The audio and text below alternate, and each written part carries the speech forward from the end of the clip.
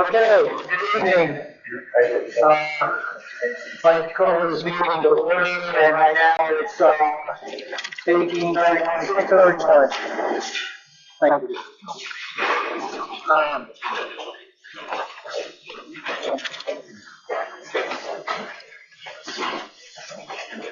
Okay, so let's do the flag alignment and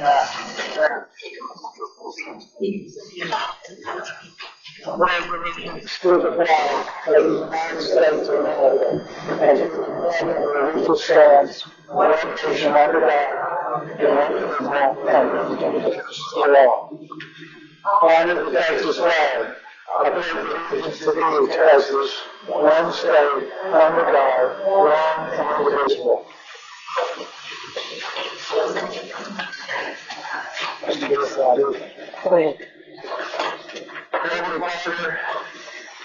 Be with us this evening as we take care of county business and guide us to make the best decisions for the county. Watch over the first responders as they protect the county during the month and carrying out the duties for which they volunteer for and are greatly appreciated. So take care of us, guide us, and keep us safe, keep them safe. In Jesus' name we pray. Amen.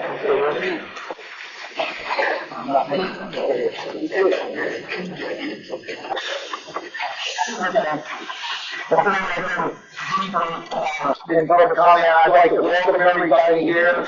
It's a brand new year, and we've got some new things going on, maybe, and just wanted to welcome everyone for showing such an interest in your emergency services district. Okay, public comment. Garrett Albright. Yes, sir. Most of y'all know me, it's been a while to get here tonight. I live at 564 Shoemaker Road here in the county. I'm also an ESD Board employee. Paid firefighter with 20 years experience, a firefighter with paramedic as well. I would like to thank everyone in this room for everything. I know you don't get thanks a lot. I've been a professional firefighter for many years, like I said, and I love the job. And this county is the reason I'm able to do it with my family. I started at Oakhurst in junior, made my first house fire there. Got to make my first time with the ESD member back in Department 18 the other day. It was great. I'm really proud of the professionalism in this county. I don't determine if firefighter versus paid versus volunteer. I respect your professions. I think there's a lot of professionalism. But on behalf of my family, who I leave up to 48 hours at a time, and I'm an hour away, I want to thank the ESD Board and all these professionals here for making my family feel safe. It's great to move forward this county, and I really hope y'all move forward to creating a safer county every day. Through training, staffing, whatever it be. I urge y'all as citizens with all my heart. I appreciate it, my family does, and there's tons of citizens that are not here tonight that want to thank you for that. So on behalf of all of them, thank you for what you do. Please continue being safe, and thank y'all for a job that you don't get back enough for. Thank you, sir. Okay, that's that. Next, roll call of emergency service providers. You want to do that? Okay. Okay. Wait a minute, here we go. All right. Where's my list? Okay, I got it. Okay. 9 north. We had 2 runs, 13 and a half call hours, 135 clear hours for a total of 185 total, 39 training hours. Okay. Bear Creek. 36 runs, 321 hours, 120 training hours, total of 441 hours. Okay. Come on. Yeah, total of 6 calls, total call hours 6 hours, training hours 11, total 7. Thank you. Category. Work on 5 calls, 30 long call hours, 118 outer hours, totaling 149. Thank you. Coldspring. We had 17 fire calls, 9 FRO calls for a total of 26 calls, 64 run hours, 253.25 other hours for a total of 317.22. Thank you. Third. We had 4 calls for a total of 27 man hours. We had 55 hours, 11 hours of training for a total of 93 hours. Thank you, sir. Point Blank. We had 17 calls, man hours of 69, training hours of 24, total of 93. Thank you, sir. Plankton. We had a total of 35 runs for a total of 508.65 other in training hours. Can I find my total call hours? Need you have that? I think it's on that paper that Michael has. 581. The call hours. The call hours is 72. The total is 581. There you go, thank you. Yes. Shepherd. Not here. They didn't sign that shit here, so where the Shepherd? 6 calls. When was that? 6 calls. Okay. 141 years old, 45 hours. 276 other hours total, 417. I messed up on side. Okay. I wrote on it wrong.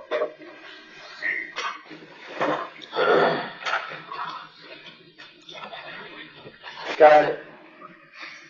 So you just gonna count the FRO. 29 calls, 58 call hours, other hours were 227, monthly total 285. Okay, thank you. Okay. Okay. Review and approve minutes of prior meetings. The minutes in your packet are for the regular meeting of December 15th, 2025.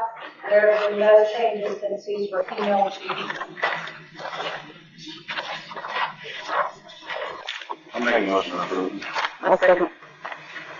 Okay, there's been a motion to approve by Commissioner Eldridge and a second by Commissioner Russell.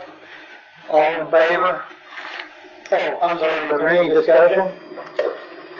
I'm sorry, you've already been sworn into the board. Yes, sir. But I wasn't, okay, official, so, that's right. Yeah, okay, sorry about that. All in favor? 3-0. Okay.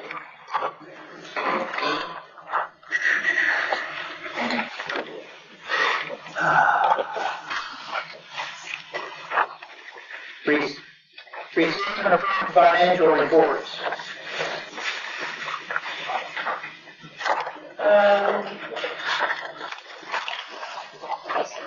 So this is where we are at December 31st, 2025. Next month will be the month that you get the closeout of 2025, the closeout with budget amendments, and then the 2026 update. So you'll have 3 financial reports at the next meeting. But this is just just to December 31st, but not counting the things tonight that will still come out of this budget. The property taxes, county taxes have been finalized for the year, and the budget summary for the district VFD, EMS, VFD operational expense reimbursement has been updated. The contingency has been updated. Unbudgeted revenue has also been updated. The checking count and sales tax count has been reconciled. On the next page is the district. You'll see lots of red. There were several line items that went over, and I can give each one of you explanations for that. If need be, but that will be taken care of in line item transfers. The EMS, VTR, Title 3 have been updated as well as the VFDs. The next page is the approved items. As of now, they are all budgeted. And the credit card breakdown. And on the last page is the contingency worksheet that tells how everything is done.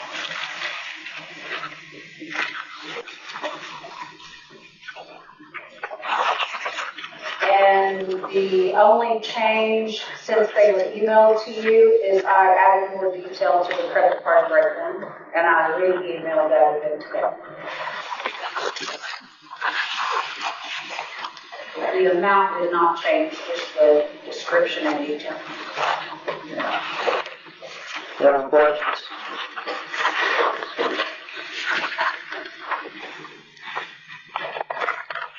Number we approved by the treasurer's report. I'll second. It's been moved by myself, Smith, and seconded by Russell to approve the financial report, the treasurer's report. Is there any discussion, any further discussion? Hearing none, all in favor? Aye. So that's raise your hand. Okay, that's 5-0.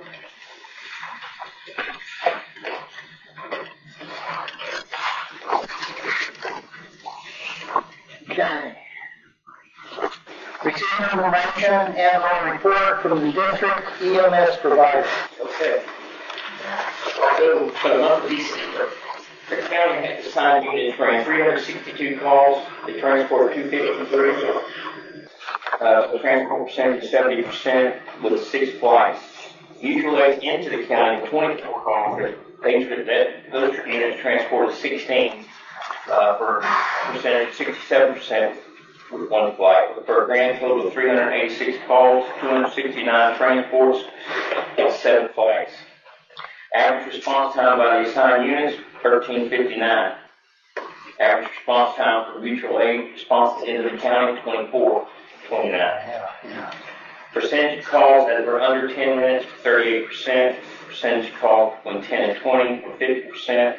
And the percentage of calls between over 20 were 12%. Coldspring, Mike, yes, sir. do these calls include all the mutual aid and, okay. Yeah, so I broke it down. I tried to break it down so you have a grand total. And I broke down I always break down the mutual aids coming in. Okay, so the mutual aid are, That you guys are getting when we're level 1, level 0. right, so remember, if mutual aids are running 25 minutes, 24.5 minutes, that's gonna bump that average time up to So the overall response time. Now, speaking to the county trucks themselves, if you notice that the call volume is steadily increasing, even for those, okay? And so we do the verbiage in the contract that we make our best effort is definitely what we do. So if we're level 1, level 0 so many times, well, it's gonna increase the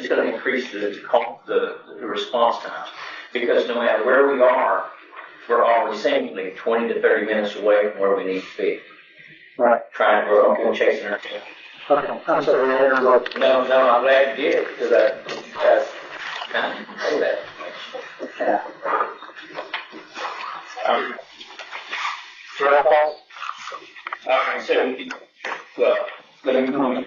Coldspring had 152 calls, they transported 9. Their average response time was 13:56. They had 2 flights. Shepherd had 122 calls, they transported 94. Their average response time was 13:45.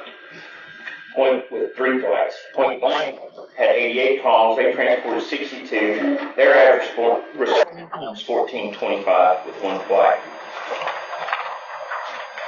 On that last page, you can see the breakdown on the mutual aid calls into the county, and they're leveled out. So, Yeah. did you? No, we don't. Did you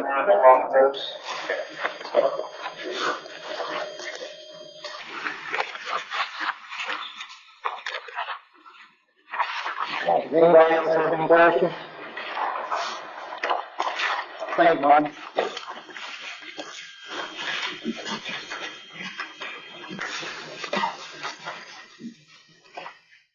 Receive information and/or report from the San Jacinto County Dispatch.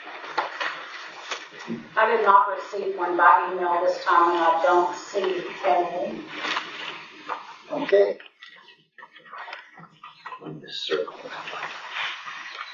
Receive information and/or report from OEM/Farm Marshal. So you'll have two reports in your packet. One is for November 13th to December 10th. I had received this in time for the last meeting, but somehow missed it in my email, so it's like 2 months this time.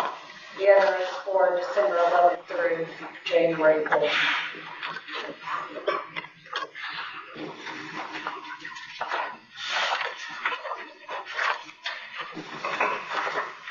Okay, anybody got any questions or comments?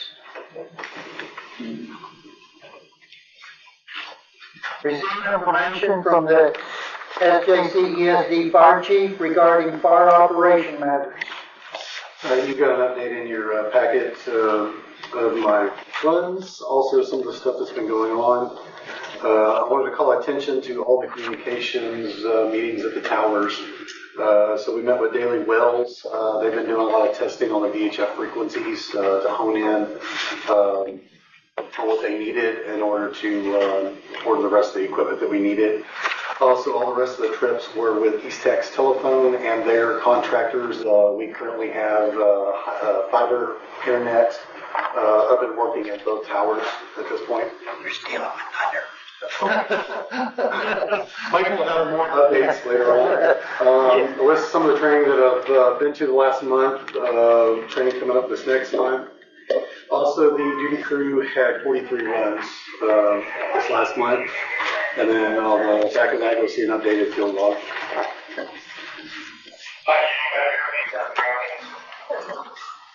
What's your rating? Okay. Thank you, Brian. Anybody have any questions? No. Okay. Receive information from the department chiefs or from the Chiefs Association. Welcome new board members. We had on Saturday, January 3rd, our county-wide trainer had arranged training outside of our county, 8-hour training. They got it at 6 o'clock at Point Blank Station to drive to Spring, I think it was. And they spent 8 hours, 15 volunteers doing the primary and secondary search at the training facility. And we're working on the next training for the next month. Some fire departments are also supporting the OEM with the Expo in March. And Michelle is here, I gave her 2 caps as an enthusiastic organizer as OEM. Staff and also as chief of Coldspring Fire Station. So I think it's better for her to tell you more about that. So last year we had our first Emergency Preparedness Expo. We're going to have another one this year that OEM was hosting. We formed our first committee. Emails went out to the Public Safety Committee for anybody who wanted to join that. And my terminology is it's a national night out on track. We bring state, local, and national resources that come during any type of emergency, disaster, for the community to get awareness and involvement into the community, what they provide, what we provide. Down from the libraries, we provide just a warm place to go during the cold, all the way up to the set track bus that will bring a big ammo in for mass casualty. We would like all levels of first responders to come with some type of equipment from the show. Tammy came last year at Coldspring, and it turned out really good last year. We're just wanting to grow on that and do a second year. Okay, when's the date on that? March 28th from 10 to 2. March 28th. And emails will continue to go out with the Public Safety Committee on updates on that as well. What location? It's at the shelter across the street.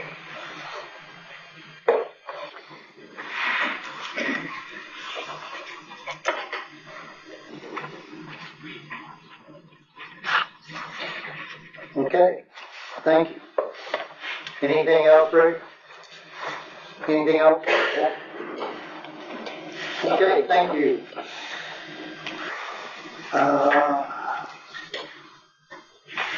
Receive information, comments, announcements from the ESD Board's commissioners with no action.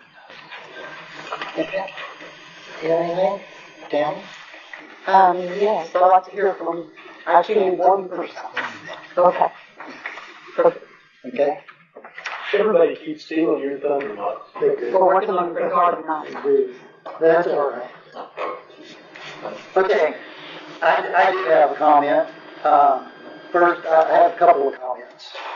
First, I'd like to welcome the new board members.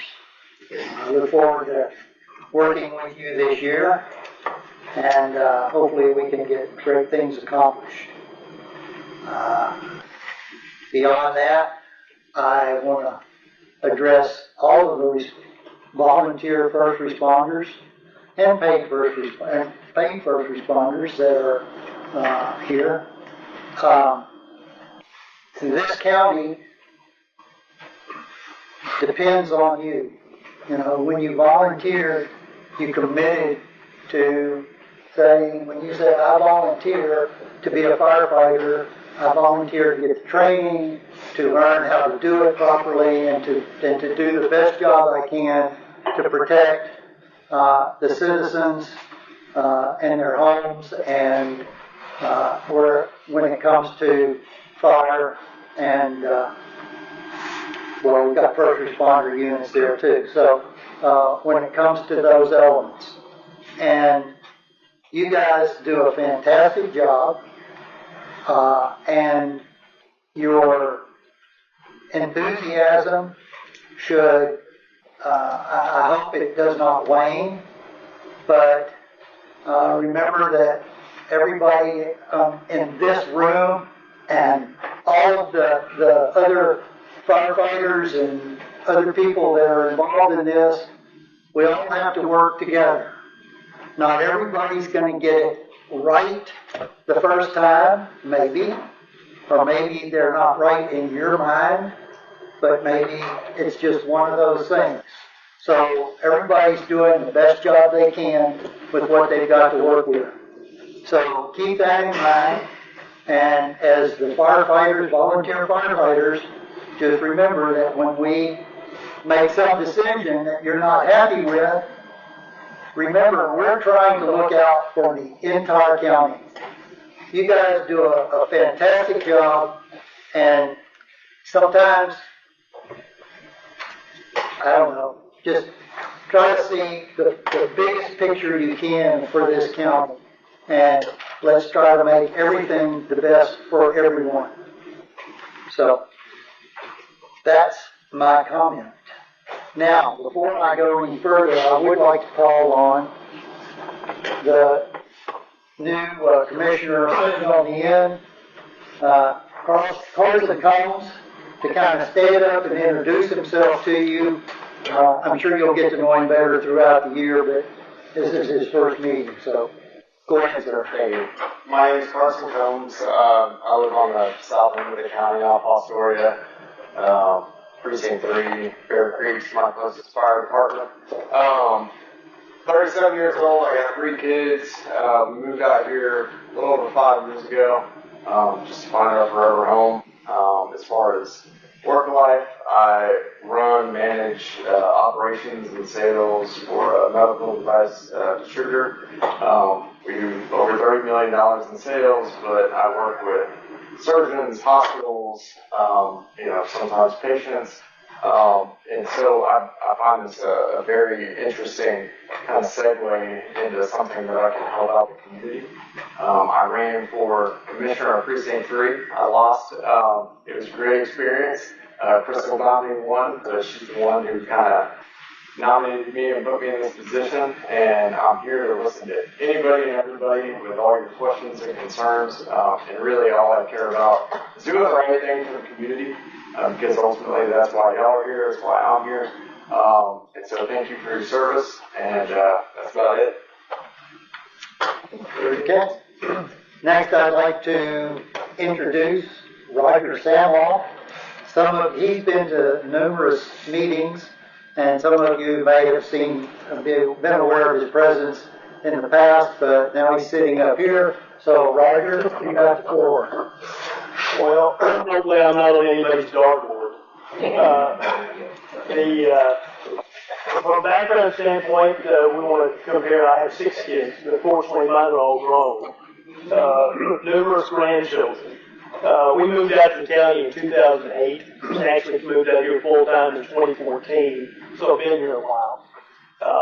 Background, corporately, I have had responsibility for larger organizations, different groups.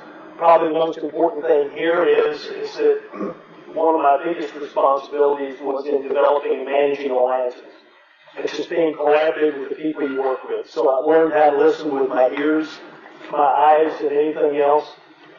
I'm very appreciative of the opportunity this last year to have been asked to help to sit in and learn quite a bit. So I feel like I've got a little bit of an edge, a little bit of an understanding, and I'll be traveling to each one of the stations at periodic times through the year, just so I can better understand what's going on, what the needs are, and just receive your guidance. Okay. Thank you. Anybody else got anything? Okay. Now let's move into district business.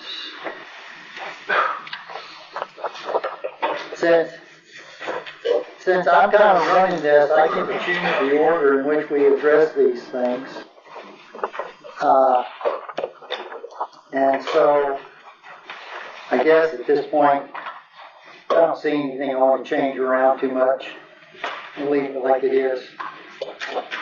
Item A, elect district board officers for the 2026 term for president, vice president, secretary, treasurer, and assistant treasurer.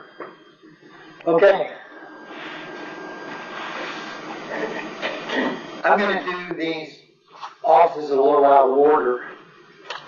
I'm going to nominate myself for secretary treasurer. I've handled the job in the past. I'm currently carrying the treasurer's job. Secretary job I can add on to that. So I'm pretty sure I can handle it. So I nominate myself. I'll second the motion. Okay. Any other nominations? Okay. All in favor of electing Michael Smith as the secretary treasurer, raise your hand. Okay. Thanks for your comment. Good job. And since I'm now secretary treasurer, I'd like to nominate Carson Combs as the assistant treasurer. He'll be my assistant and work with me on that. Do I hear a second? I'll second. Okay, Tammy second. Is there any other nominations? Okay, all in favor of Carson Combs, raise your hand. You can vote for yourself. Yeah. I'll vote for myself. Okay. So it's 5-0. Okay, so now let's kind of go back to the order. For president, I'm going to nominate Tammy Russell. Is there, do I hear a second? I'll second. That can be done. Any other nominations? Roger? I'd like to nominate myself. Okay. Do I hear a second? So I'll second that. You'll second? I'll second. Okay. So, any other nominations? All right. All in favor of Tammy Russell to be the president this next year, raise your right hand or raise your hand. 3, 4. 4. All in favor of Roger Samoff? 1. Okay. So Tammy is now the new president. And as such, she needs to sit in this position unless you're okay with just running it from there. You know. You want to finish this out there? Oh, okay. That's one section. Yeah, and then we got to do vice president. Excuse me. For vice president, I nominate Emmit Eldridge as the vice president. I'll second that. Okay. Any other nominations? I'll nominate Roger. Okay, Roger Samoff. Very good. All right. So, any other nominations? Okay, I'm closing the nominations. All in favor of Emmit, raise your right hand. Raise your hand. 1, 2, 3. All in favor of Roger? 1, 2. Okay, Emmit is now the vice president. Can you tell me who seconded those? Okay. President, okay, Secretary Treasurer, I made the motion, Tammy seconded. No, just for the vice president. I seconded it. Tammy seconded, yeah, And okay. then Combs made the motion for Samoff and Samoff seconded.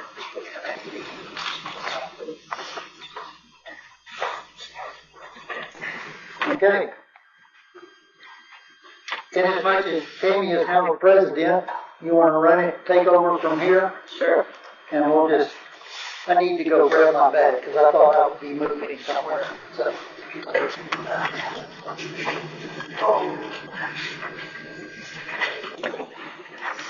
Okay, we'll move to number B, update authorized access to district account. Denise, that's you, right? It is, so, every time, there's a change in the board, we have to do new signature cards at the bank. And so we don't just say remove these two and replace these two. It has to be a motion of who you want on the signature cards for each account. So there is a main account, which usually historically has been the 5 board members and myself. I do not sign checks, but I am on the account on the signature card because I do move money from that account to the sales tax account. There is also a sales tax account, and that has historically just been the 5 board members. And sometimes I've been on that one, sometimes I haven't, because I don't move money out of there. So that's completely up to y'all.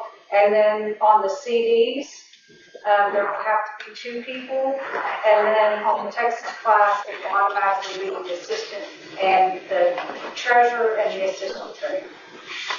So only. Automatically, I have to do paperwork to make that happen. But that's, yeah, historically, that's the 2. Right, and that's the 2 that are on. So I just basically need a motion to all that effect unless there's something that you guys want to change, but otherwise it would be all the 5 board members and myself on those accounts. So is everyone good with being on those accounts? I so move. Okay. Yes. So. All in favor? 5-0. Okay, Denise. It's all good, Denise. Okay, what I will probably do is get them to prepare all that and bring it to the next meeting for y'all to sign. If you happen to be out and about, and want to swing by the office and not have it already, we can go ahead and get that going. They'll need a copy, or you can, I can let you know when you can swing by to the state bank to do that. They'll need a copy of your driver's license, and you'll have to sign the signatures. And, Mr. Russell, do you want a signature stamp? Yes. Okay, get with me before you leave so I can get your signature. Yeah, because they asked for your stamp on the sign sheet. And mine will come off the CDs and Carson's will come up right. He's assistant now. Commissioner Eldridge, do you want a signature stamp?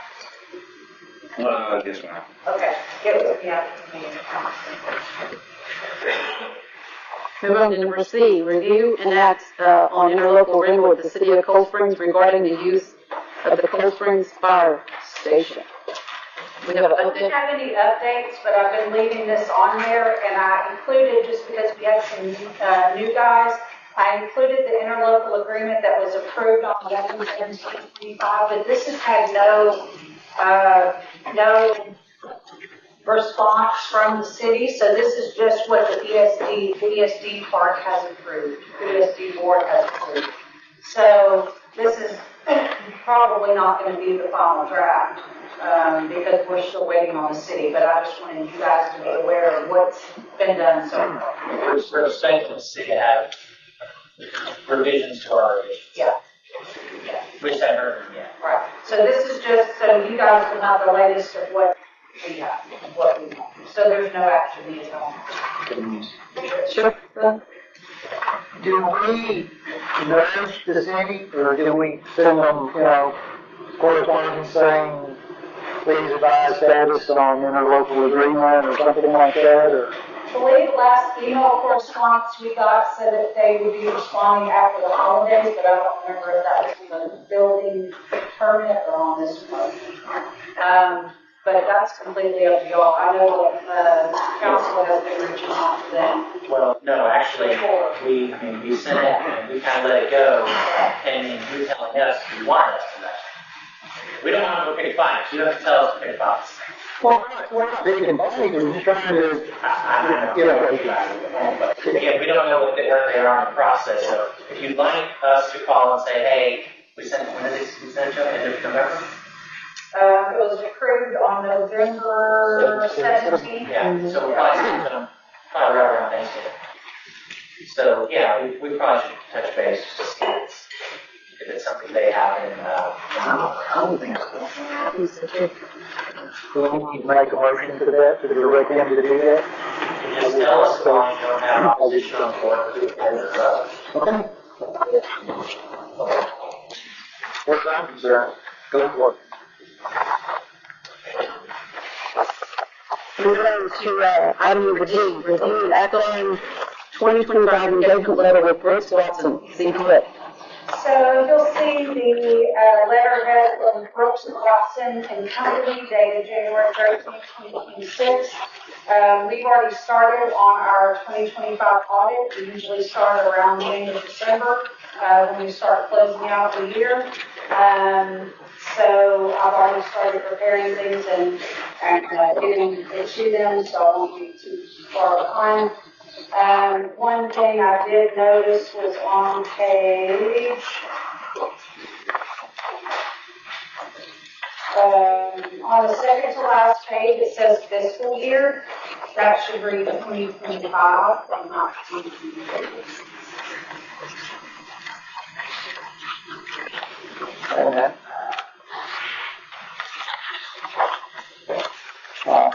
Yeah. I probably used the form, same letter from last year and just updated it.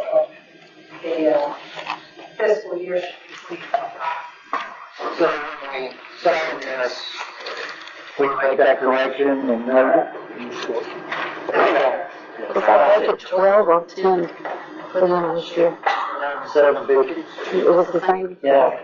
Well, no, last year it was less, and this year they went up. I think it goes up $250 a year. Yeah. Just how budget covered it. So we budget that amount.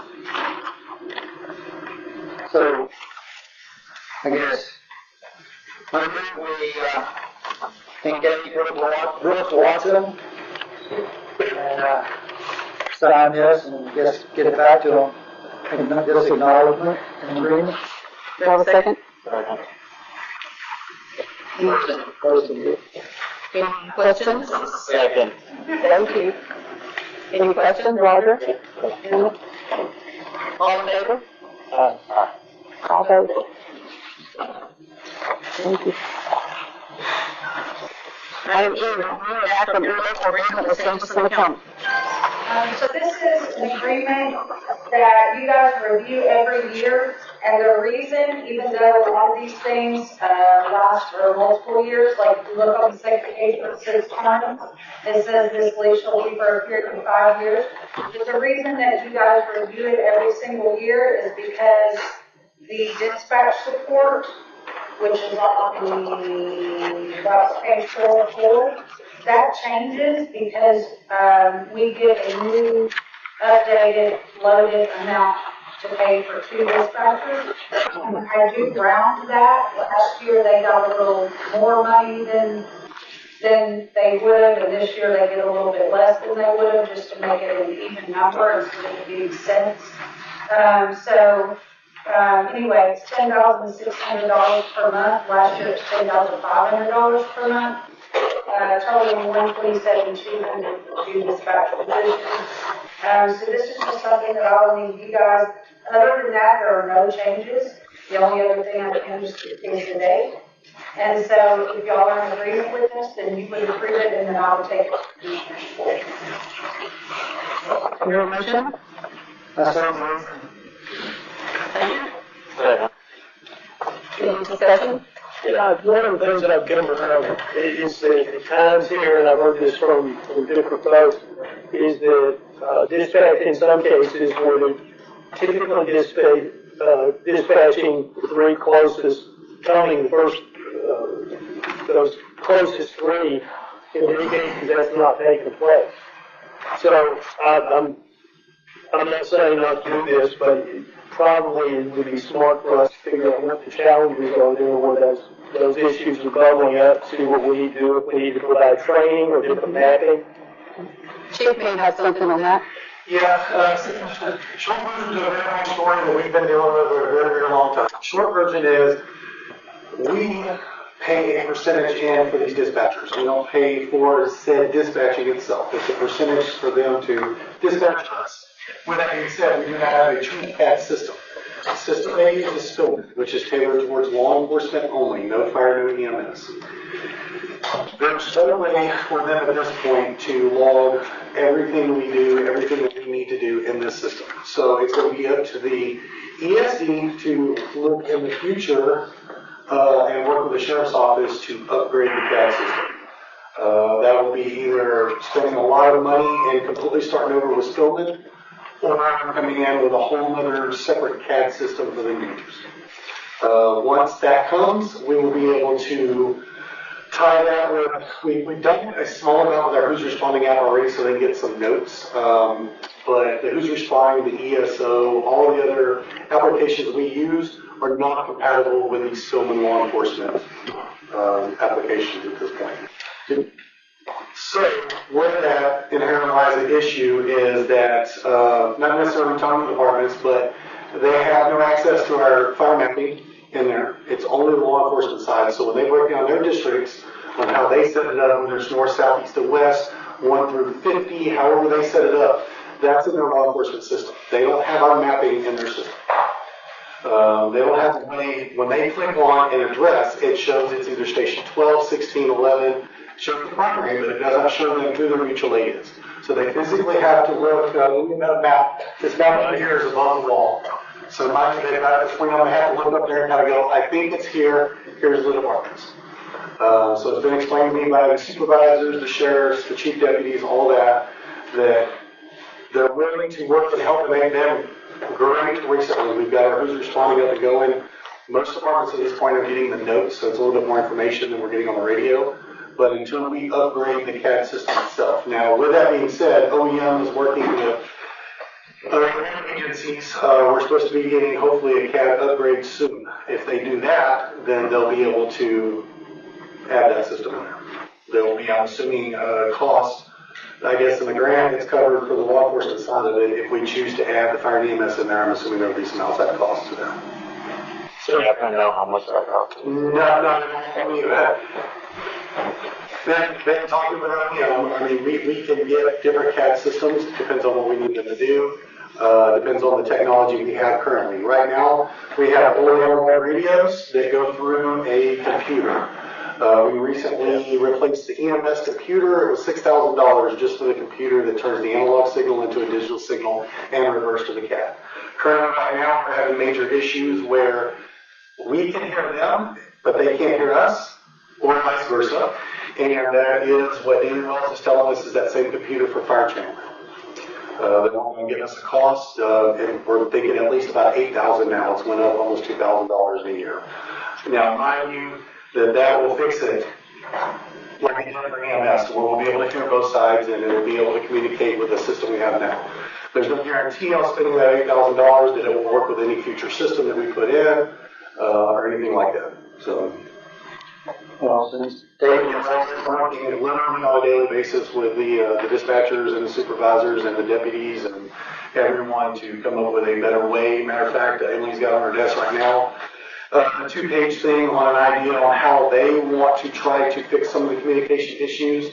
Short version of that was the departments being toned, one officer or someone going on route so that they can key in that somebody's responding.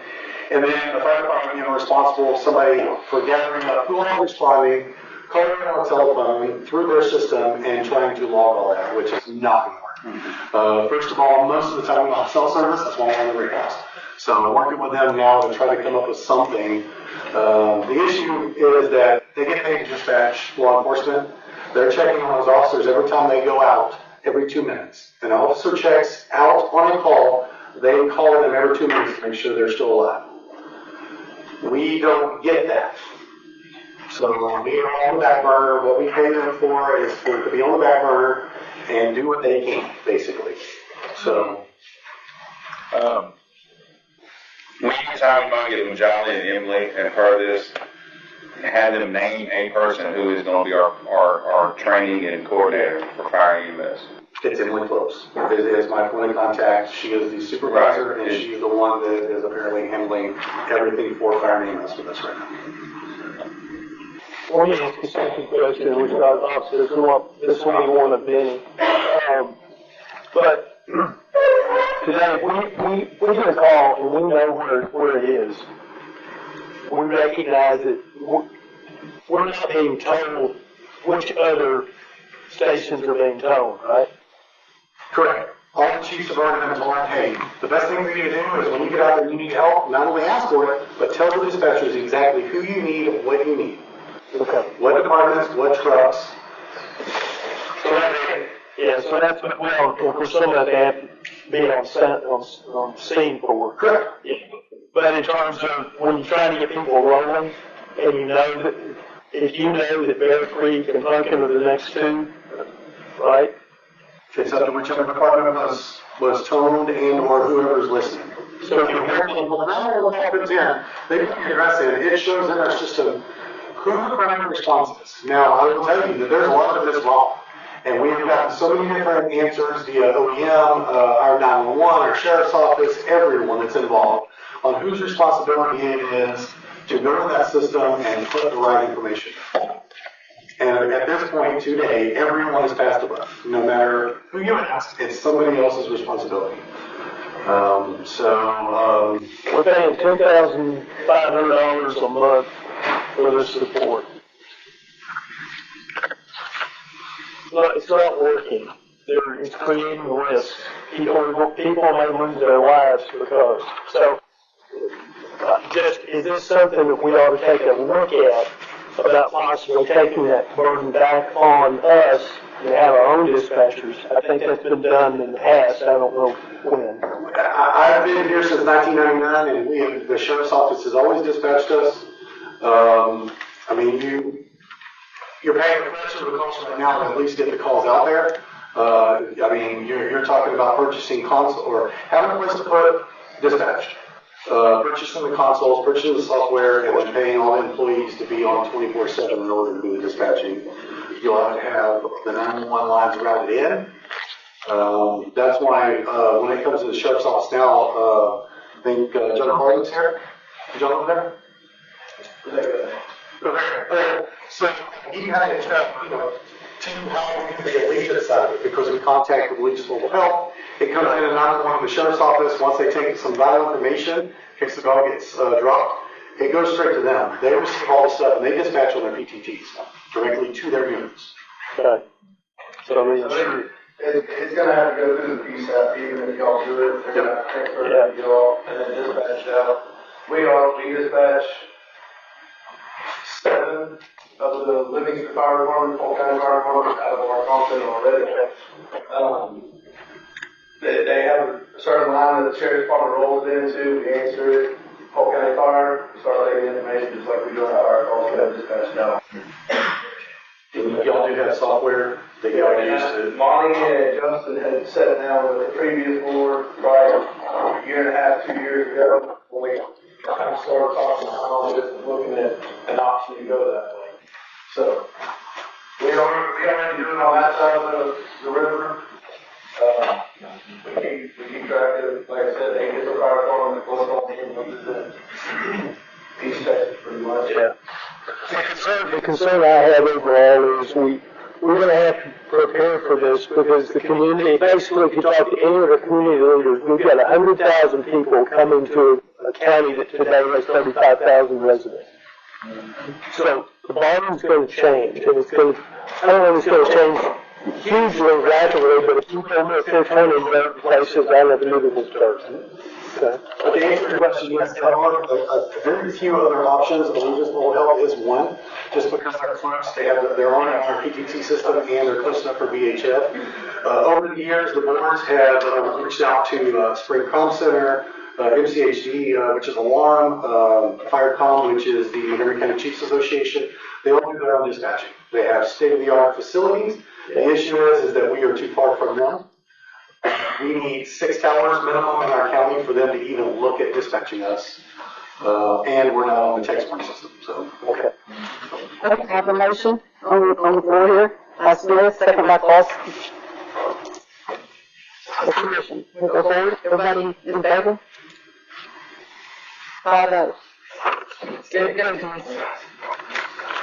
Item F, review and act on mutual aid agreement with Jacinto County ESD. Yes, ma'am. So I did nudge the attorney for ESD2, and he admitted that he needs to get back to us on ESD2's comments on our revision, so we don't have to come back. They give us a date when they'll come back, next month maybe? No, ma'am, he didn't give me any hard numbers. Okay. Item G, review and act on mutual aid agreement for compliance with House Bill 33. I put this on there, but Bryant can probably tell you a little more about it. This is an agreement that came, a mutual agreement that came through from this House bill. The latest correspondence, the one that's in the folder, is from DPS. Yeah, so correct me if I'm wrong, Michelle, this basically in years past, the county's been able to, as a whole, sign on behalf of everyone that's doing emergency response in the county to mutual aid with the Texas Department. But now, due to House Bill 33, there's a lot of new stuff, and now they're requiring every entity in their own to sign this. We used to do it prior to 2005, I believe, and then now it went away, and now it's back again. I think all the VFDs have signed it, Allegiance, pretty much everyone in the county's already signed it. And pretty much what it just states is when they call their emergency, we're going to respond and vice versa. I think the way that this ended up on the agenda is a contact sheet got sent to them, and so they sent this to our council and to our insurance agent. Yes, and I will take responsibility for that. Sergeant Ryan with our own DPS requested a roster of all of our VFDs, board members, all that good stuff. So I sent him the roster. He in turn apparently forwarded to Austin that literally just copied and AI'd it into a DocuSign. And so everyone that was on there, council and 5 other vendors we use all got added to this thing. Yeah, so they're not requesting, they're not asking for council or our insurance company to sign that.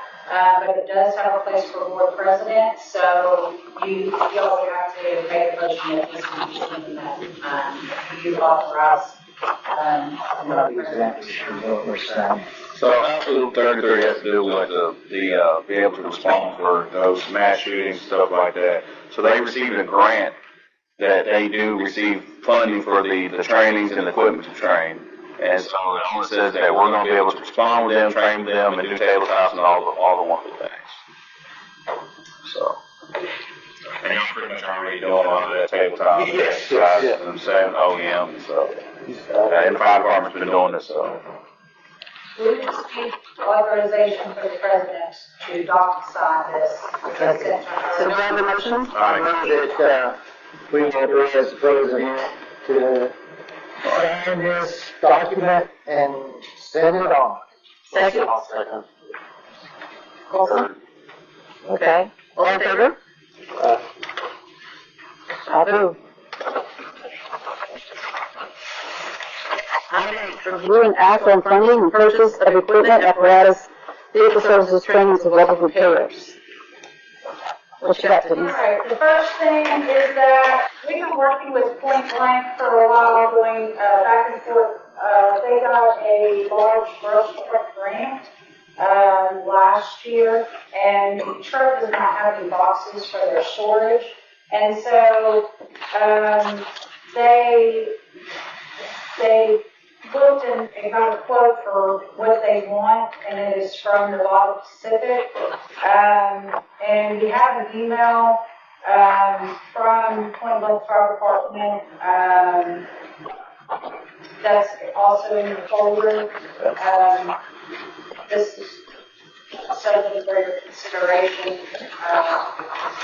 And just a little information for the new board members. So this grant was acquired by a previous member of Point Blank VFD, several grants actually, through the Forest Service. Normally when we apply for a cabin chassis, large brush truck cabin chassis, or a skid unit, you already have those. The member applying for them, they were actually granted, but Point Blank VFD did not have a large brush truck. So they got $100,000 to gather a large cabin chassis and $20,000 to go towards the skid unit. But there was no bid. So the current board basically spent $24,000 and some change on having a custom aluminum bed built, installed, and all the extra emergency equipment that needed, the lighting and stuff to go with that. It was $142,000 and some change for this truck. It came in, was put in service and stuff like that as a bare minimum water apparatus. Now they're willing to add, they need some tools. So the quote that Assistant Chief had gotten, as you see, is $21,493. That's all the custom toolboxes they need to put all their equipment on there, along with adding one hose reel with some hose on it. This truck carries 750 gallons of water, and right now it's got a 1-inch hose that expels about 60 gallons a minute. So they want to add a second reel to it and just kind of make it a little bit more universal for them. So, like I said, those sheets came from the assistant chief that they got in there. So the truck isn't used, so it's going to be more effective. Oh, yeah, very good. Yeah. I think this truck is going to be moved up to one of their first out units. Is that correct? Yeah. So y'all 10,800 or y'all are taking the whole amount? That's half of it. The 10,008. We'll get 5,000 in there again. I don't know if I'll draw line yet. I mean, I'm going off the email said the ESD will pay half and we'll pay the other half.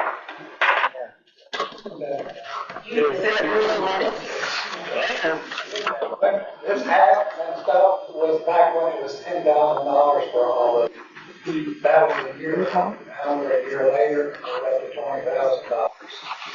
So, From the same company? Yeah. They didn't go up in the cross. Yeah, the price of aluminum, these are custom boxes. It's not going down the northern market. It's raised by cheap boxes. so you're saying you're prepared to contribute 5,000 to this course? Make a motion to accept it. Purchase of box. Okay. In what amount? The 21,493 minus 5,000? The 15,746.50.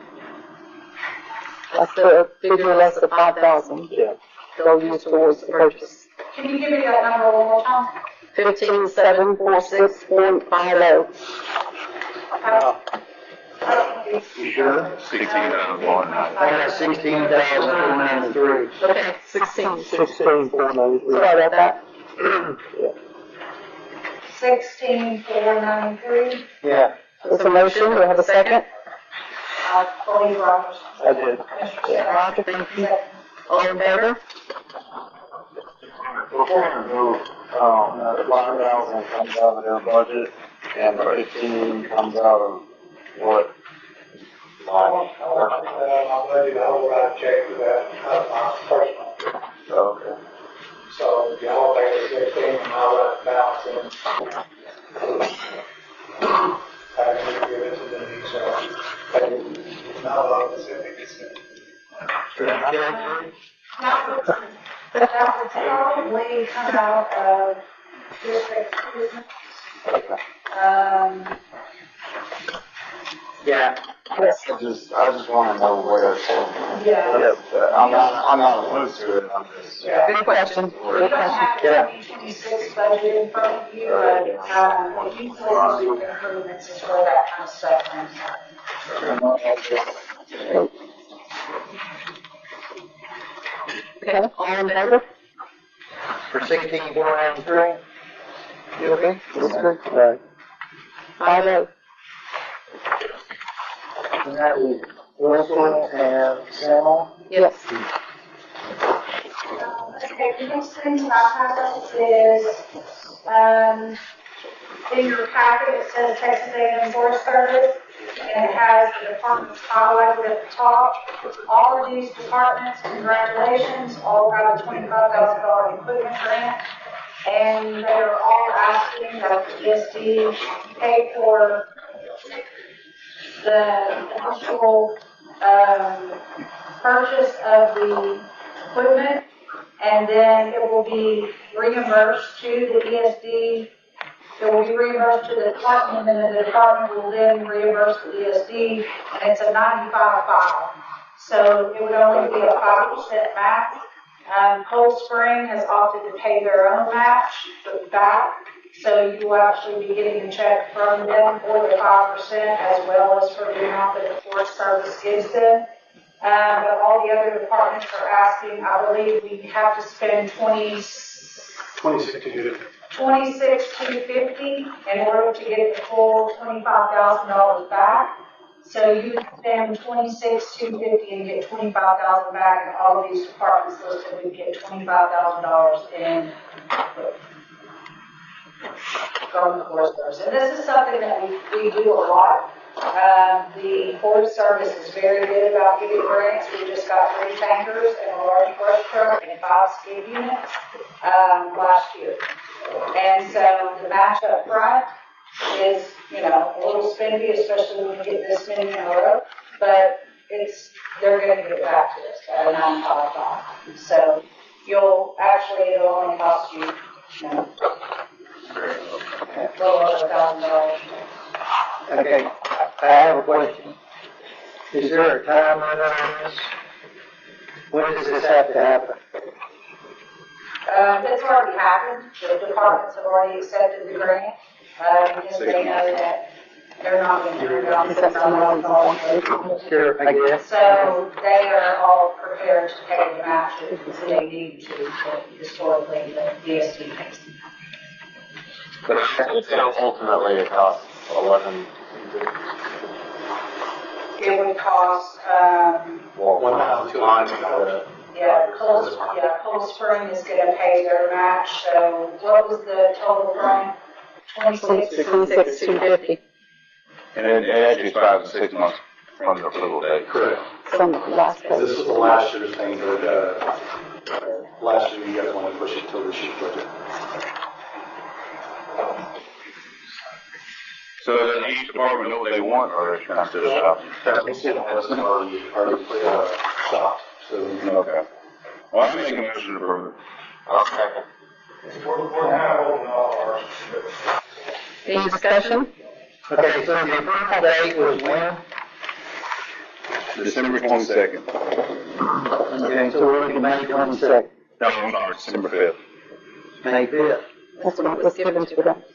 The date issued. Okay.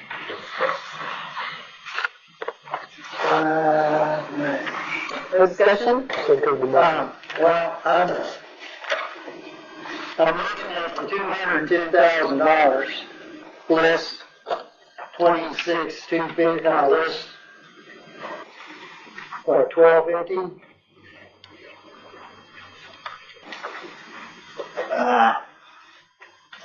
210,000 minus 1,250. 209,875. And I'm looking at writing a check next week for $1,600,000. Moving approved money for the equipment that we just bought for $1,600,000. And I don't have the exact numbers in front of me.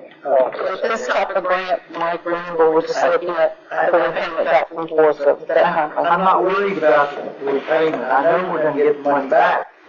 Is that I'm looking at spending the $200,000 out of. I don't see the investment report in here. This first one, it's the second to last paper. About 4 little pages. Oh, there it is. Sorry.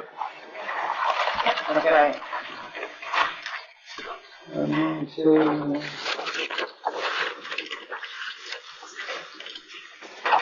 Yeah. Okay. Right. Okay, I have, Emmit, Carlson second. One more discussion? All in favor? 5-0. Passes. Thank you, sir, for that. Okay, the next thing that I have is Coldspring is requesting 8 books at $169 each. And they can tell you more about it. So for the 501, 502 program, there's switching and transfer from Essential 7 to Essential 8. I have 5 new firefighters that are enrolled into Essentials 8. I want the 5 books. 5 sets of books for those firefighters to start with the Essentials 8 versus the Essential 7. So around $1,000, is that correct? Yes, I believe 82 prices. I believe SFFMA was cheaper than the school book were. You got all 3 books, 501, 502, and have this operations with their set. Yeah, I don't know that they can read that. No. When I printed it, it's small out, the bottom where it says IFSTA. I believe one was 900. Looks like, And the other one is 12. I agree. yeah, I printed it and just didn't show it. But if y'all approve up to, then they could just take the cheap deal up to 169 for 5 bucks. Was that 8 or 5? I keep seeing 8 pop up here. Yeah, the 8 is the package that it's called, they're asking for 5 books. So 5 books at $169 each would be the up to, and that could come out of VFD training. And so also if another department, let's say y'all done the books, another department can't use those books, they would be able to utilize them, correct? Is there a motion? No, I'm motion. Second? Any discussion? All in favor? Pick one. Rogers? And Rogers seconded. The next thing that I have is the estimate for the master diesel services. Pumpkin Evergreen can tell you more about that.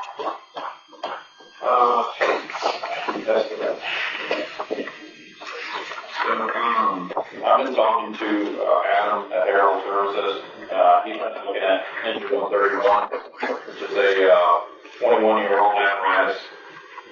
It's got 55,000 miles, quite a bit of idle hour. So she's getting up there in age. We've been changing the small leaf in front of the motor. It's an oil leak. It progressively got worse. We've tried to put Band-Aids on it. We've maintenance the truck. We've known it's there. It was a level 1 leak. Now it's a whatever level they find, we're doing a lot. This is one of 3 they've identified. This is the immediate need to repair. It's a pretty substantial repair. It involves taking the front of the motor off, basically. That's why it's so expensive and so costly to get the leak. Adam and he brought, I can't remember what the gentleman's name is, but this is basically all he does is work on this international time motor. He does quite a bit of these. He feels confident that this will repair the initial leak. But there is a secondary leak and there's a transmission leak. Again, it's a 21-year-old apparatus that drives down dirt roads in an emergent manner. So there'll be more time for this for repairs, but this is our initial immediate need to get it repaired. Truck is in service. Matter of fact, I'm having another issue today that was diagnosed with the brake hanging up, but we're doing our best to keep it on the road. So Adam can come look at that. That hopefully will come on budget. So do you have an all-inclusive price? I don't. It's one of those things you got to find the main leak before you get to the other leak. So while they're diagnosing this one, looking at this one, this one's in front of the motor. The package is not on the rear of the motor, obviously. So to tell you the whole story, there's one in the front, not past this point, which means there, it's not further than where it blows backwards, right? So where it's coming from, it's coming from the diagnosis because you have so much oil coming from the front. There's the fact on rear main leak, which means transmission has to come off, which the transmission leaks, which at one point we would fix the transmission leak. So that's the discussion. So have you taken to another shop that second? The county's used Herald Services for a while. He's got one of the trusted vendors. The truck used to go sit into the Gloucester line. As far as repair costs, I think Herald Services is pretty comparable. I'd be happy to go out and get more bids, but since given the nature of these repairs, I don't necessarily want to take it to a shop that we don't trust. I know that he's in the county, he does good work from everything that I've been told. So I would like a second quote from a different shop and a complete quote from him. So everything needs fixed. And then in the meantime, if we need another engine, we have a spare engine. I mean, the engine's running. I mean, we just got to go home. That's what I'm saying. Let's get it in the shop somewhere, let's get a quote on it. Get it paired. This is not Herald Services, this is somebody else. So Herald Services is working with this gentleman. They're both basically recommended him. It's the same. It's going to go through Herald Services to get it serviced. I got the quote last time. Yeah. That's why we hadn't heard about it. So we've been looking at diagnosing it. I think the quote came in at 8 o'clock last night via email. I tried to reach out to you today, but I think you're busy. Yeah, my personal opinion, let's get a full quote of everything we need done on that truck. Get a secondary quote. I know that's taking it to do 2 different people. And then come back and so we know exact cost. And if y'all need another truck, like I said, well, I know it's a 2-man, but it's better than what else down the road. Oh, sure. That's my opinion. What spare engine do you have? It's the one that we're using, it's a spare 2-man truck. We've had it since the came over first. It runs probably 3 or 4 times a week. Okay, so who's using it? I am. Whenever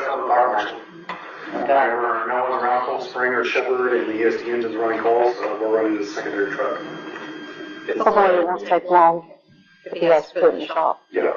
Okay. Is it a newer truck? Yeah, I mean, we're able to use their tanker for in and out as an engine, does have a process on it. And we've done this before when the truck has gone out of service, so we're not using the tanker to suffice in the meantime. It's not ideal for this scenario, but it gets through until we get the truck back, so, Okay, you would look on this and give us a second bid? Sure, yeah, I'm doing that. I'll go out and try to get some more bids. Again, a shop that's going to give me a blessing and say this is going to be a repair all, 100% guaranteed, but we can look at packing the second home if they expect it overtime. I'll give us a quote for that. Just to keep you all in the loop, I did spend quite a bit of money that was left on the end of the budget. We saved as much as we could throughout the year because we knew that this repair was going to be costly. So there is some other repairs that I didn't request that are being done to the apparatus, including a loading issue and then my exhaust brake's not working. So those the department covered and is paying on the budget, which are around $3,000.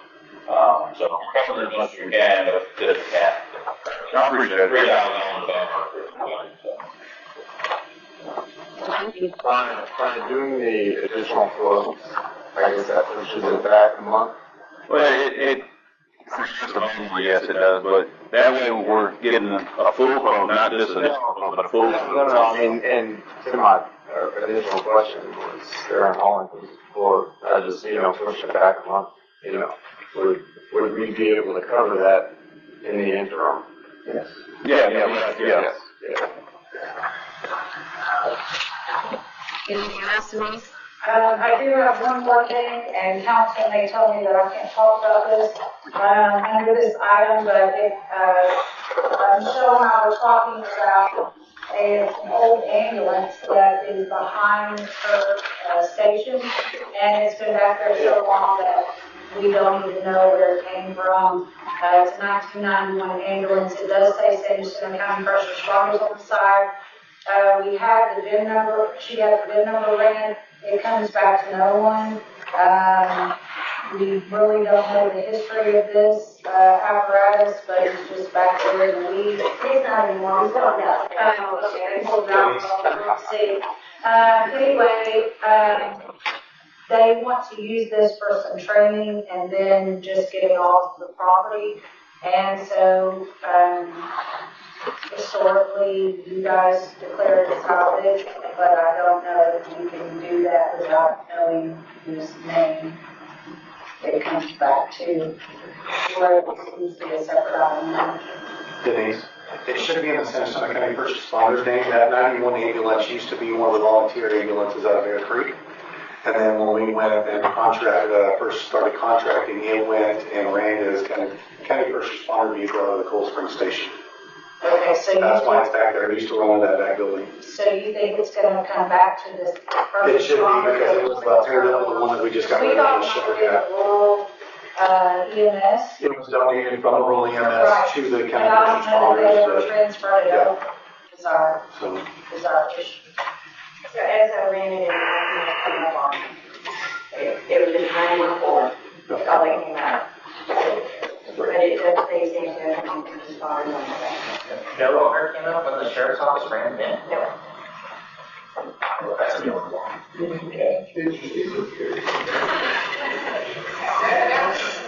They're not going to do that. About the volunteer EMS, and that's been gone for. Yeah. Correct. It was, I believe it was salvaged because there was an engine issue and a transmission issue at the same time. But this was back in World Factory Securities. Gene Clark, I believe, was the one that salvaged it. Yeah, I remember it going back there. I just did not remember the history. It actually was in a building originally, and then once,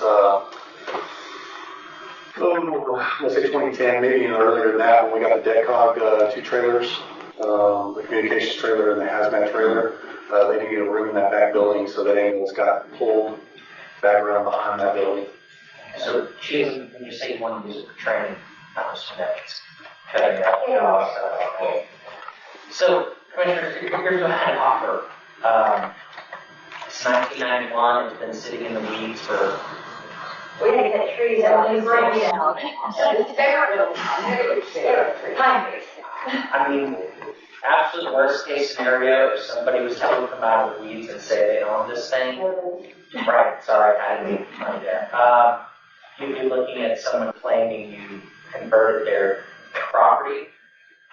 Just before you do anything with it, just document how horrendously trashed it is. So if somebody comes out and says, I want my money, we'll cut them a check for $20 and tell them to go on their way. And, I mean, so should we apply for a salvage title with county? Or with the state? We wouldn't have to, if we declared a salvage thing, once they do their training, then we would have to just Call them off scrap, yeah. It's just a piece of scrap metal. Yeah. They need just a piece of scrap metal now. Rails, It's I got, don't actually have, see the rails? there's rounds, but there's, I didn't say tires, I just said wheels. No, I just asked if this is why more than anything. If it costs $1 to get a salvage title and then we own it. But only the person, the title owner, can get a salvage title. We have no idea. Yeah. That's why we have the sheriff's office run it. So, in Commissioner, my advice is that the risk on this seems incredibly low. And saying that when the dispensing station, it says first responders on it, you're going to use it for ESD training. I don't see anything that would have any claim on it. Of course, remember what I always say, I can never guarantee you anything under the law. But again, the worst thing someone can do is claim you converted their property, so it's a 35-year-old ambulance that's been sitting in the weeds literally for over a decade. They're not going to get it. Okay, so if they claim it's their property, can't we claim abandonment? I'm just saying that no one's gonna try to fight for this thing. No. Right. I get it. We tried to do it 1 year ago and nobody would come take it. And when they had that contact these, other counties, nobody wanted. Fair motion. It'll be used for training and then scrap. I have a question in that motion. The question is there anything on it that we can make use of? We run old lights. Top of our There's anything that's salvageable for us off of it? No? I believe that we designate this 1991 Ford ambulance as training material. I'll second that. Any discussion? All in favor? And that's all of the evidence. And it's correct, yeah, training and it's correct. Yeah, scrap metal. Okay, that's all I have. So Denise, that was for which one? The money from the strap. Emma's not voting. It's down. Well, score one. Fair one. Are you saying? Yep. Yeah. Anything else there? Anything else, please? That's all I have. Thank you. Item I, to hear and act on changes, suggestions, or additions to the fire protection agreement and our policies and procedures. So, Several things in your packet. The first thing is some notes from council on fire protection and on policies and procedures. The next is a packet that I emailed to you previously that has some concerns, questions, and notes from the individual fire departments. And then the next page that says Gmail at the top, you'll see I got it at 2:55 p.m. today.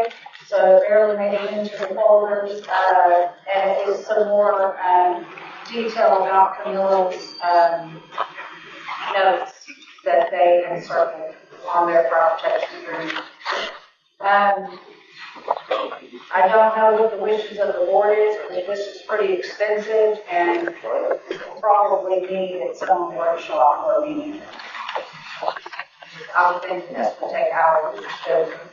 Yeah. So, And I move that we set up a workshop for the purpose of going through these. okay, I have a motion for a workshop to address these issues with this contract. I second. Second. Any discussion? None? All in favor of a workshop? Denise, can you set a date? I agree with that, 5-0. Mm-hmm, 5-0. Yeah, and everybody, does everybody else want to look at their calendars and see Yes. when would be a good time? To make this more manageable, I would say that maybe only the departments that had notes, and the board would be at this, and then any other departments that have issues, changes, things that they want to talk about, there would be another workshop, I would assume, toward the end of this year for the 2027, because this one's only a 1 year. We only did a 1 year this time. Sure. But that's completely up to y'all if y'all wanted it to be recorded. Remember, any posted meeting. Oh, sure, yeah, I just meant that address the concerns that we already have versus adding a whole bunch of them. How does Monday the 9th look? February 9th? I have not. Looks good for me. Good for you? I'm good on that. My suggestion would be you should probably sit down with the departments on the concerns and then give a meeting about any potential legal issues. Not necessarily do that at the same meeting. I can't do that on February 9th as well, so. Yeah. I would suggest you do it separate. Is there another date you all would like to suggest? I do.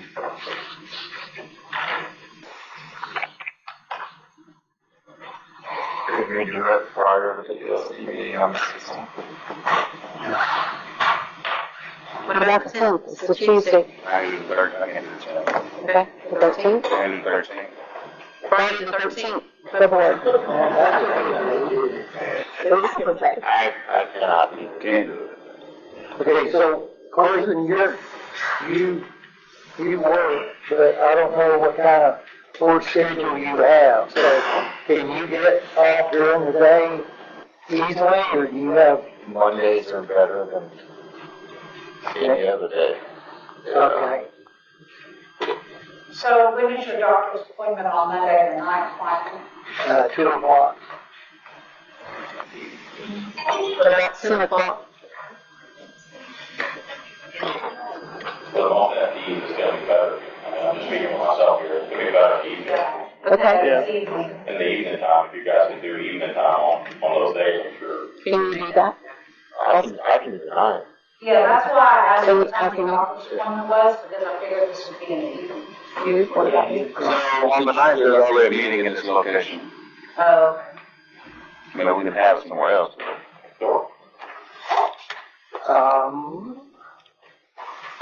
Man, it doesn't stop anything. We have a meeting somewhere else.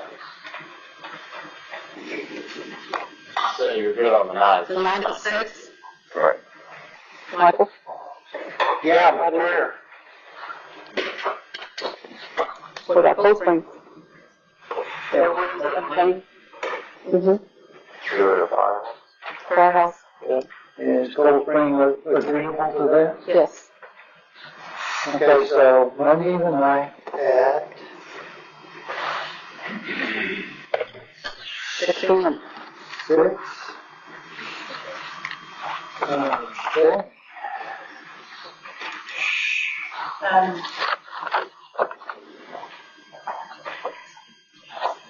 I want to thank everybody for signing their contracts this year. We appreciate that. Coming to the board and being here with us all together once again. Thank you very much for doing that. On this workshop? I think I kind of limit it to, not more than 3 hours. If we go to 3 hours, we just need to reschedule them. I hope it won't go 3 hours. Please. Yeah, I mean, it's. Now, is the 6 o'clock time frame, is that, because I know the departments are usually good for 5, but do y'all need to have it that late? 6?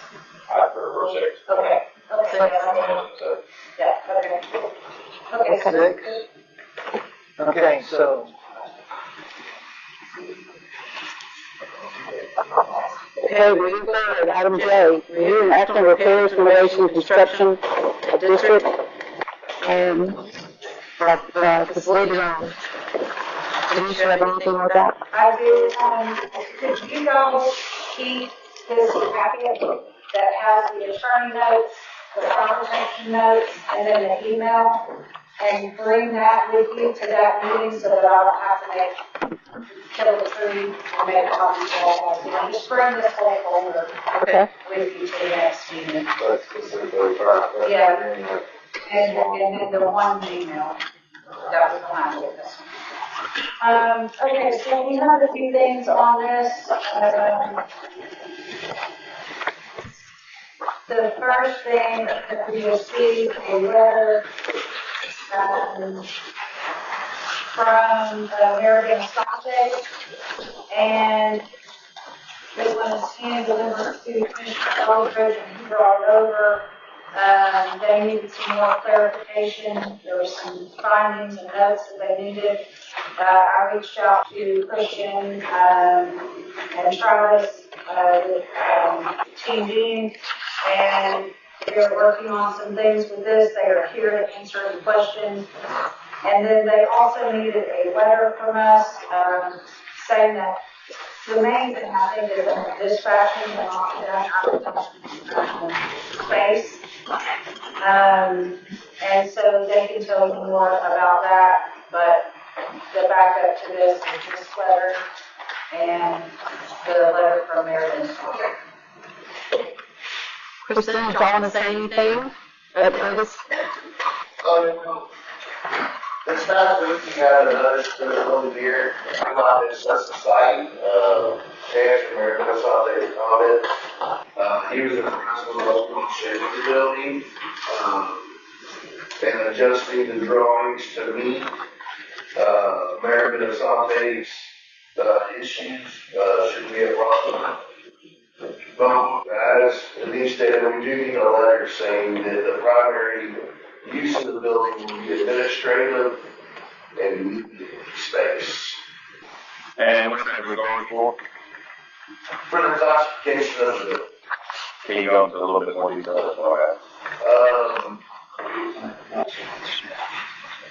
Basically, the structural engineer just needs to know what your main intention for that building is, and with all the space and all the drawings being offices, meeting space. He just needs to know what the building is. I think he's looking to see how to engage the civil engineer and what our needs are. Right, and all I'm getting at is why did we need to write a letter saying that we're not going to have dispatch in there? Because that's potentially raise the classification of the building, and the building will most likely have to be demolished too.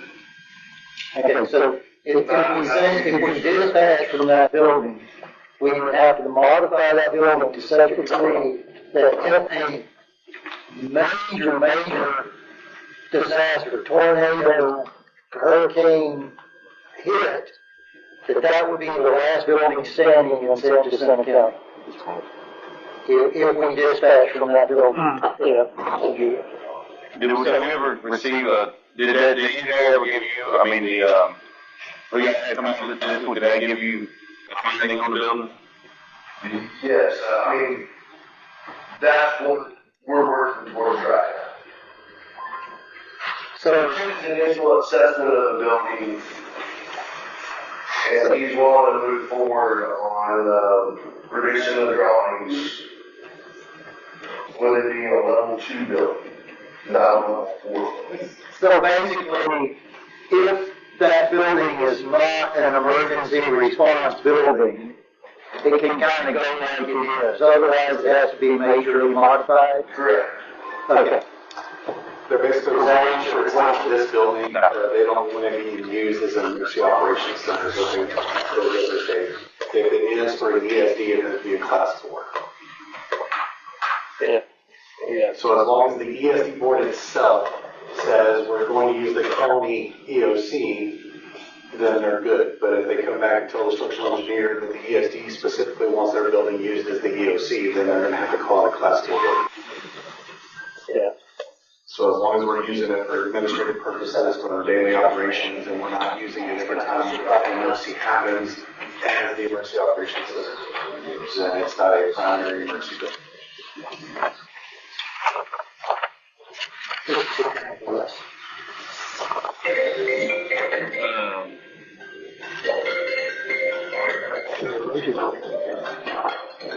All right. Peter, you got an opinion on that? I'm not really an expert on permit issues, Commissioners. If the city's saying they won't give you a permit, as he was describing, for anything above basically routine administration because of public safety issues, but I don't really see any way around it. I think the city had broad discretion. Any discussion about the letter we're requesting? Are you good with it? Everyone good with it? Do we have a motion to produce the document? Motion by Roger. Do you have a second? I'll say. Any discussion?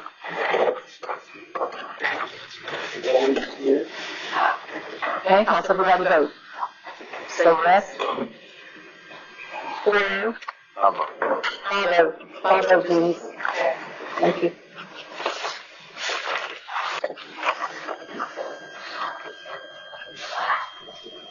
Investment reports, number K.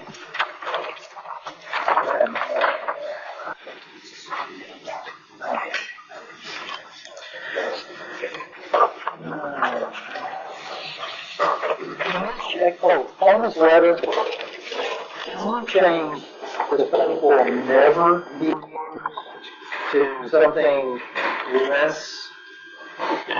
It has to say no. It has to say never. Yes. Because never is a really Well, but we permanent term. couldn't classify that. Well, if we ever do it, if we do decide to do it, then we know we have to change the building. We have a whole new system. We have that. We have to have a permit. Go through the cycle. We have to have a permit before we can do anything. Okay. Okay, Michael. Investment? Investment report. This past month, there was no CDs or anything coming due. We finished off the end of the year less than I wanted to be on interest earned. I wanted to be over 200,000. Instead, I was at 199. So, not 199, 200. So, over the past, 6 years, we've made, over $600,000. So, I think having an off year is not too bad. Otherwise, that shows at the end of the year what we had in total invested was about 3.7 million, and our total monies available, which includes the checking account and various things, is a little over 4 million. So that, go ahead. This one does require action. Yeah, and so I need to sign this, but I sign all 12 of them when we go to send it to the auditor. So, but other than that, Do I have a motion to accept? yeah, I'll move it. Second. Smith? All in favor? 5 no. Emmit? Yeah. Michael. Thank you, Michael. Item number L, review and act upon district communications, including the request to update purchases and repairs. Okay. Again. I don't have any documents in front of me, but let me kind of give you a summary over the past month.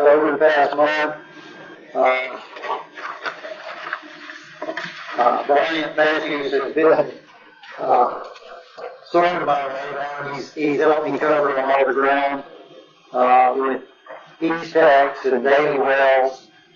They've come out and done a survey. I thought our current receive channel, fire channel, has noise on it, a lot of noise. Anybody that's listened to it can hear that. So that's why you listen to the radio, dispatch is loud and clear, they're going out. But what's coming back in is coming over the receive frequency, and it's got noise interfering with it, and it garbles what everybody says. So, with this new communications contract we signed with Daily Wells, part of it is to have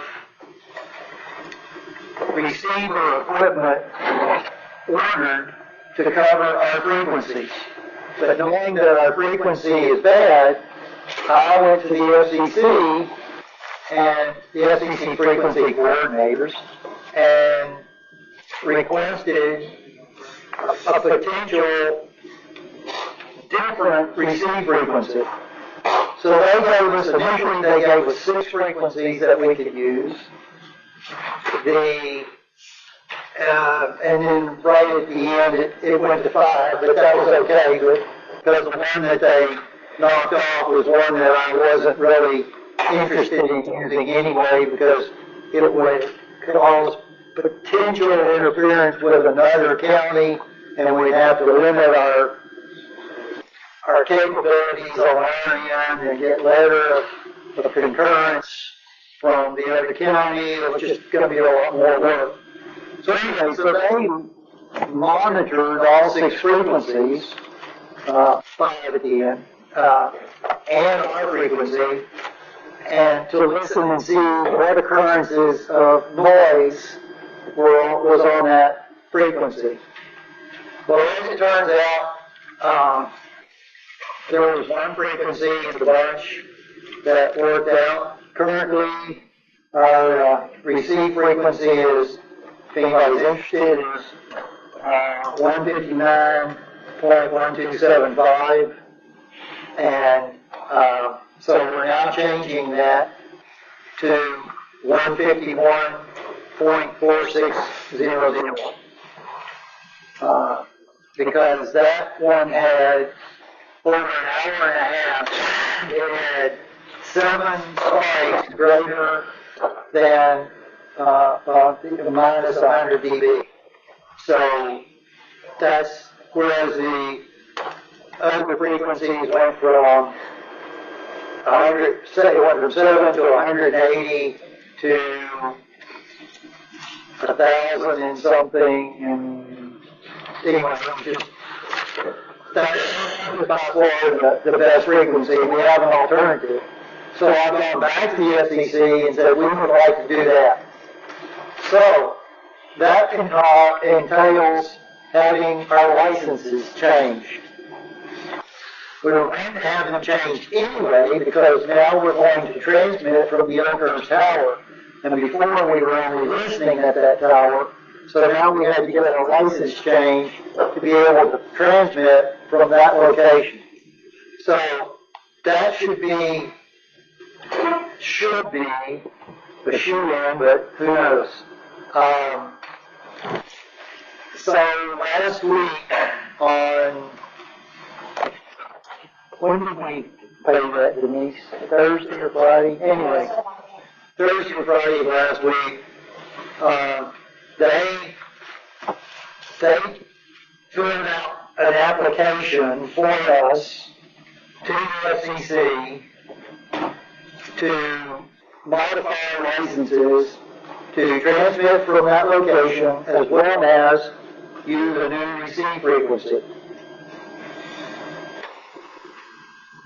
Once we said yes, and they charged for this service, so we paid that charge, they then put it into what's called a 5-day review. So that went into a 5-day review on Friday, I think. And so after that, it gets sent to the FCC proper, and if it passes through review without any problems, the FCC should approve it. And that takes 1 to 2 weeks, could take longer. So when that gets approved in 3 weeks, let's say, from Friday, then Daily Wells can order the equipment that we need. But the equipment has to be frequency specific, so they can't order it until we have approval. You know, we're 99.99% sure we're going to get approval, but, you know, there's always Murphy. So, Daily Wells will wait for that approval, and then they will order the equipment. Once they order the equipment, our timeline starts for the installation. I've gotten approval from one tower company to the Coldspring Tower Company, Everest Investment Partners, that they own the tower, to move the antenna, because we have to transmit at one height and receive at another. Right now, both antennas are at the same height, and we can't have that, so we have to move it. So I've gotten approval for space, a different space on the tower, and that's good to go. They just need a couple of documents, insurance and names and addresses and so forth, but that's just a formality. The second tower, the Oakers Tower, is Crown Castle. Hopefully none of you ever have to deal with Crown Castle.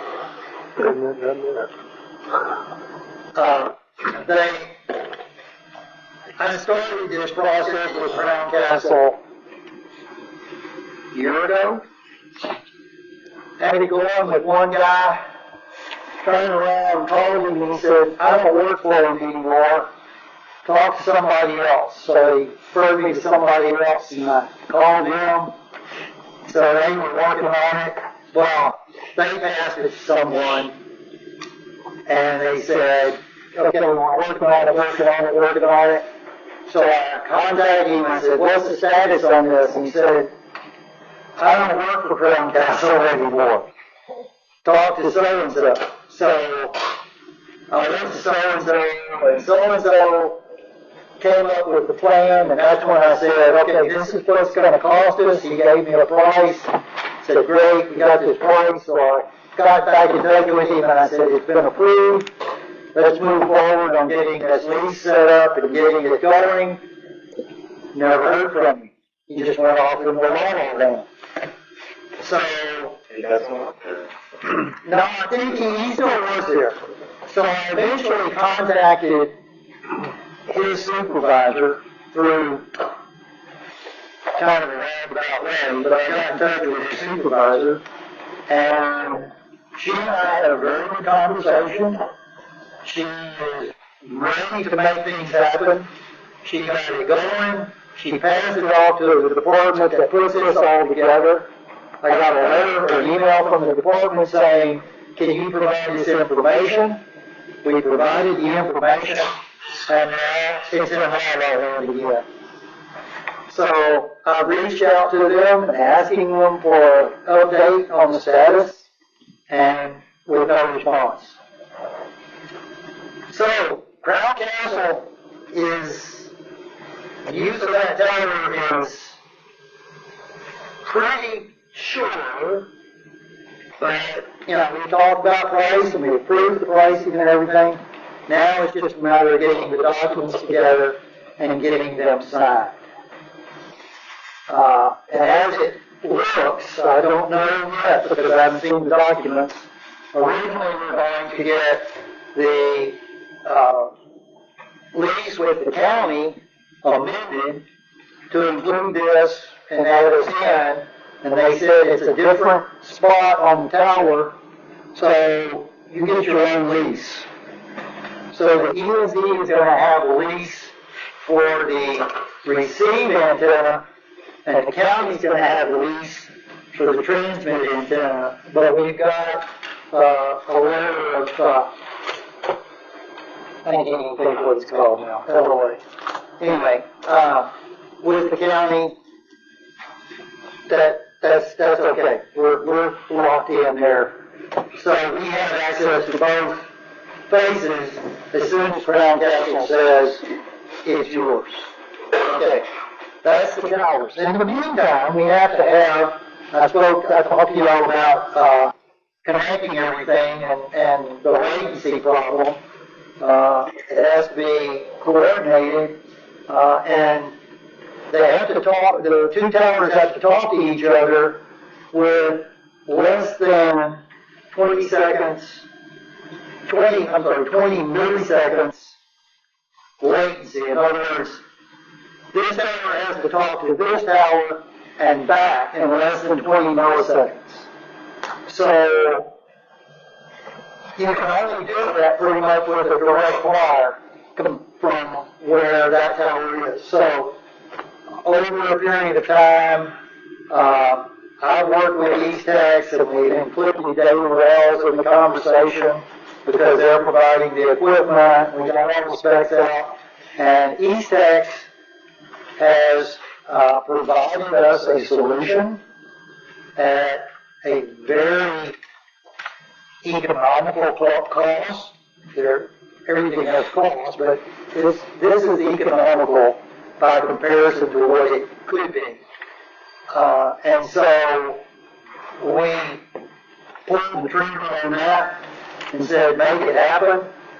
And next thing you know, we now have fiber optic connections with multiple IPs at both towers so that we can now communicate, but we can also, when we put our cameras in, and that's coming up as an expense here not too far in the future, put cameras in, we can now monitor those cameras over the other IP address. So it'll be kind of open network. The IP address that we're going to use to connect the towers will never even get close to the internet. They're kind of locked in IPs. So, right now, I'm real happy about where we are. I'm waiting on the FCC, and I'm waiting on Crown Castle contract, lease, whatever. So, we're not fully going ahead yet, but we're just chomping at the bit, ready to go. And it could happen any day, probably in 2 to 3 weeks. If I can't get something out of Crown Castle in the next 2 weeks, I'm going to go right up the chain. I've been known to do that. So, has anybody got any questions about what we're doing? A few years ago, they worked on it working. They got it all nice and pretty, going good, and they killed us and stuff. Well, that's the plan, is that down south will not be any worse than it is right now.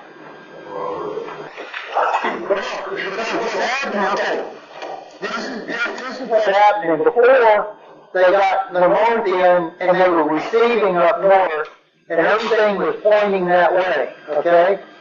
So now, what's happening is that Coldspring is doing this, Now, Oakers is doing this, and there will be overlap. But what has been covered with Coldspring before,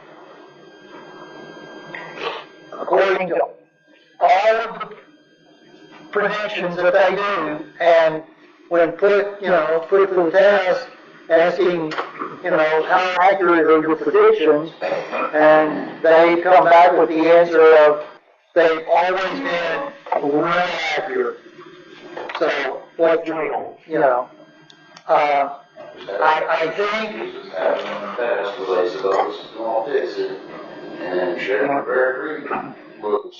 Okay. Now, I don't know if you were here at the last meeting. I said, I think it was the last meeting, or one of the meetings, where this county needs 4 towers. All right, right now we have Coldspring, and we're bringing Everest online. We don't have the money to bring all of it online at the time. We've got a site identified. They're doing studies in the Bear Creek area to cover the full south end. And the next option from there, we go to Shepherd, and we're looking at the water tower. We're looking at other places where we can put the same thing. It just takes money. Because every time you have a site, right now we're at a 2-site option, and all the software is working 2 sites. When you go to the 3rd site, you got to modify the software so that they're all talking to each other. And we also have to do the same thing, the latency between Oakers and Bear Creek Tower and Coldspring Tower. We've got to set that connection up. So it's not just let's put it together, it's let's put it together right. My question was, is this gonna fix up here and then just get down? In my opinion, and that's the best I can give you, based on my 50-something years in communication, I don't think so. I mean, I've looked at this stuff from everywhere I can, and I don't think so. Okay, Mike. Thank you very much. Yeah. Appreciate it. Moving on to item number N. Review and act on employee personnel issues, including policies, handbooks, procedures, hiring, retention, compensation, benefits. Do I have anything on that? I don't have anything at this time. Anyone else? No one has presented anything. Nothing? Okay. Item N, review and act on real estate and claims related to district interests in real estate. I also don't have anything on this. Thank you. Number 14, request for funds and bill payments. Bill paying is rather lengthy this time because if you'll notice, the first check started on 12/15/25, and that's because somehow that got left off at the bottom. It got approved at the last meeting, but it got left off the bill paying, and I don't like skips and check numbers, so I just put it at the top of this one. So it will be check number 10460 to 10497. Starting at check number 10480, that goes into the new budget, and 10479 plus the, and above that, plus the items paid and no check required, that finishes out the 2025 budget year. There will be no more bills after these, that will be in 2025. So that will close that out and allow me in the February meeting to have closed out 2025 and close it out 2026. So, So you're saying bill pay this month is $385,000? It's 245 plus yes. Right. If you look at the budget balance that had to be spent by 12/31, Yeah. it was $720,000. Right. So the rest of that is going to be what was left over in building projects because we did not fulfill our building projects. Got it. So all this is figured into the contingency, is figured into the budget already. Yeah. Okay. If y'all have any questions about anything specific, you'll see that a lot of the departments have checks. And that's because they have one check for 2025 expenses, and then they have one check for 2026 expenses. The workers' comp is an annual payment. The VFIS is a quarterly payment. That is check number 10483 and 10484. 10484 could be our only payment. So once they do our audit, then either they give us money back or they charge us more money. We haven't had any workers' comp claims to speak of, so hopefully that won't go up.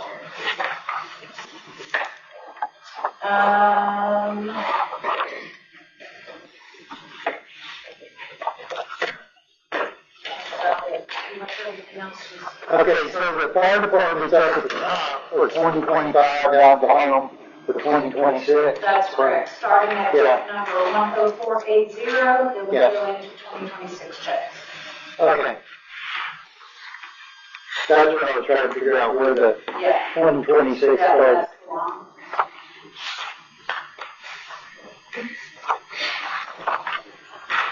Got a motion to accept the okay. Pay your bills. I'll move it. Second. Awesome. Okay. Any discussion? All in favor?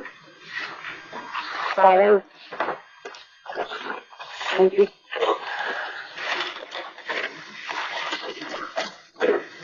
Do we have anything for executive session? I got it.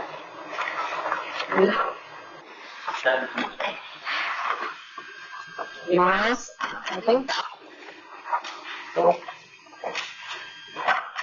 Okay, and our next meeting will be February 16th. Is that correct, Denise? Yep. Yes. Okay. And I'll send you guys a reminder about the special meeting, and then you can get back up for me about email the week before.